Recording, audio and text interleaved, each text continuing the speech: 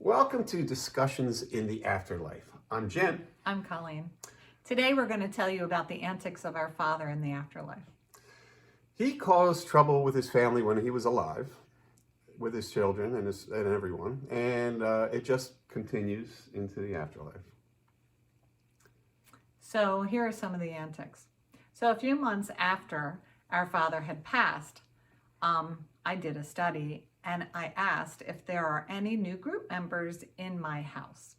And a man near the fridge said, just Jim. And another man near the stove said, just Jimmy. Your father, our father. I would imagine so, Yes. right? Mm-hmm. So then I asked, how's the transition going? And a man near the fridge said, not so good. And someone near the sink said, he's here. So then in my son's bedroom upstairs, I asked, is there anyone in the room that is willing to talk? And a man said, not with Jimmy right there, like they're pointing at him. So this was soon after he had passed. I leave for Panama that fall. I go down there, and of course I get out the recorders, spread them all around the house, and do a study right away to see who's with me. And I ask, is my father with me in Panama? And a fellow over the fridge says ominously, we don't want him here. So, well, yeah, he was a troublemaker, and obviously he's continuing to make trouble in the afterlife. That winter, I asked about him, and he wasn't around at all. He was, as it turns out, doing his redos, which we talked about in a different video. It's something we all will do when we pass over. It's something we all have to do in the afterlife. So he's going around, he's traveling around doing his redos. Right. And then because we know this is happening, I asked at my house during a study, can someone look across the room and see my father? And a man near the stove said, he bows next to me. Right, but that was it then for both of our houses for that spring and summer. He was nowhere to be around. All we ever got was like his location. One time he was in Panama. He used to travel to Panama with me. He was there doing a redo. He was in Norfolk, Virginia doing a redo. He was in the Navy. So he was traveling around that time. We didn't hear anything really much about him until New Year's Day, 2015. Now, I'm in Panama, but our mother, his widow, is making, she's making a roast for New Year's Day dinner for all the other family members that are here in Pennsylvania.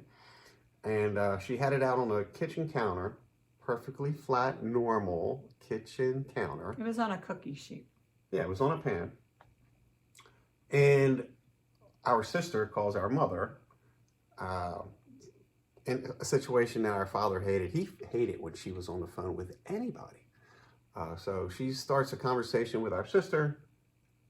The pan somehow flies off that counter and lands on the floor. It had been there a couple hours before that happened, like coming up to room temperature. Right.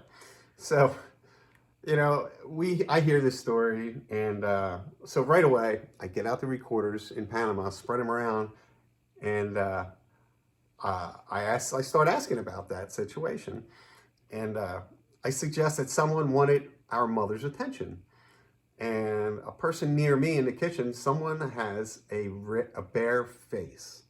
That's what he says, a bare face, which indicates somebody's being bold, is one way to look at that. And another question was, I state that our sister Carla had heard the crash on the other end of the phone. And a man over the steps says, he is ridiculous. Talking about our father. And I state, boy, that was a crazy thing to do. And a fella near me sarcastically says, thought it would be a quiet Jim. Which they were wrong about that. So because all this is happening and we're really intrigued by it, I did a study here at my house about the roast. And I asked, did my father push the roast? And a man close to me said, "You could hear?" Oh, because you weren't there, he's surprised that you know about it. Yeah. And then I asked, "Is my father at my mom's house?" And a man by my powder room said, "I guess it's up to him, but I'm sure he is." Our father loved attention anywhere he went. So this is a great attention getter, I suppose. And I asked, was our father there that day that the roast went? And someone said, "Look, it paid off." He got the attention that he wanted. Yeah. So, so years later, the antics of our father continues. And he kind of was hanging around you for a while. That's right. And I was sleeping upstairs, and in the middle of the night, something came across, like I woke up, something moved across the room at the end of the bed, and I thought, oh, it's going to bump the end of the bed. But it didn't, because it wasn't a person. It was just a dark figure. And then it came around the side of the bed and leaned way down close to my face, almost like a parent's going to kiss you on the forehead goodnight, but just stayed an inch or two from my face for way too long. It was very uncomfortable. I was super frozen, scared. So then, of course, we wanted to do a study about that and ask, and they said it was your father. Yeah, there you go. He's being awkward. Yeah, like at night, you should not be visited by anything. So, and then in my kitchen, I heard... sometime later. Oh, yeah. Yeah, this was probably 6 months later. I heard the sound of glass getting a tink on glass. So, of course, I asked, what was that sound? And on the landing, a man says, it was probably Finnegan. And a woman by my stove says, that was in the morning, which she was correct, it was. And then this man on the landing said, it was your father. And a man on the step said, what kind of frickin' Finnegan is around you? Once again, our father, he was roughhousing in the room adjacent to the kitchen and bumped the table with a lamp on it. And when that lamp gets bumped, the tink sound comes from. Right, I do have a little glass lamp. Yeah, and we tested that sound. And it sounded exactly like it. Yeah. And of course, down in Panama, I told a story on an earlier video about how our father got me that bottle of wine in Costa Rica. And the craziness he went through to get that waitress to bring me a bottle of wine. It was just out of hand. But, and he even said, I only do favors for people close to me, which we kind of took an issue with that. But, and he did calm down for a little while, but apparently he's back at it, Colleen. My son, Kieran, his grandson, has an issue in his apartment. Recently, objects are getting moved around his apartment while he's at work, while the apartment's empty. For instance, he had a pillow on the sofa, like almost all of us do.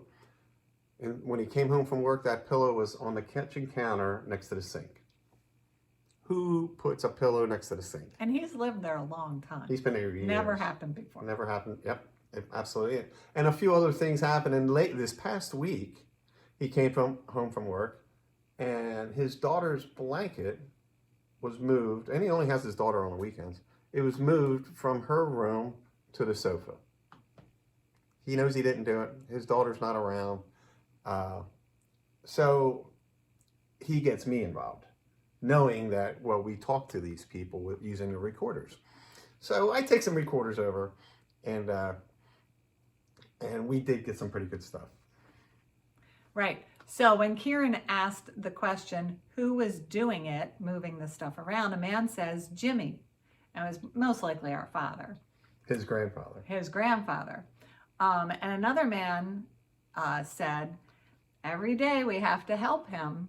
So he's just trouble, and they're always trying to help him stay on the straight and narrow. He's a burden. Yeah, when Kieran asked why is a person doing this, moving stuff around, a fellow responds, amusement. So now we have our father, his grandfather, amusing himself by just moving stuff around the apartment. Yeah, it just... Right. I don't understand him at all. But so, with all of this that's happening recently, I did a study here in the house and I asked, why is Jimmy messing around with it at his grandson's apartment? And someone says, such a creep. That's what he do. So, bad English, but you all get the point. And someone else also said, in response to that, he's in big trouble now. Sure, because he's busted. He's busted in public, and we're in public telling you about it. So, yeah, the whole world knows about him now. But thanks very much. Subscribe for us, please. Thumbs up. Yeah, share it with your friends. Share it. Let's get some subscribers. Get your friends out. Get your mother. Check it. She'll love this. Trust me. Thanks very much. We'll see you soon. Thanks a lot.